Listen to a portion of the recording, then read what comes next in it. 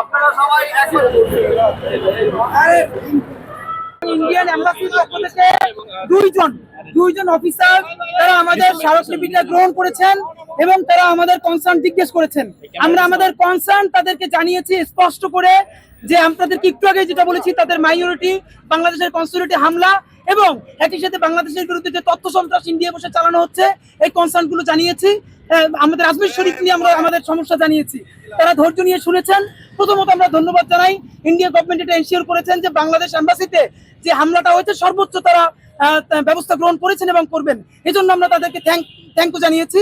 একই সাথে বলতে চাই, তারা আমাদের কনসার্নগুলো জেনেছেন এবং আমাদের কাছ থেকে স্মারকলিপি নিয়ে তারা বলেছেন অ্যাজ আর্লি অ্যাজ পসিবল তারা এটা নিয়ে তাদের সর্বোচ্চ পর্যায়ে কাজ করবেন এবং তাদের কাছে আমাদের স্মারকলিপি পৌঁছে দিবেন।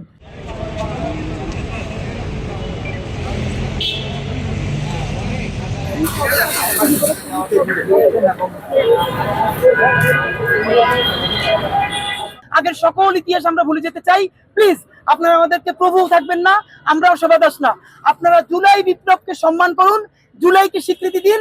আমরা আপনাদের বন্ধু হতে চাই। আমাদের নিরাপত্তা আপনারা দেখবেন, আপনাদের নিরাপত্তা আমরা দেখবো।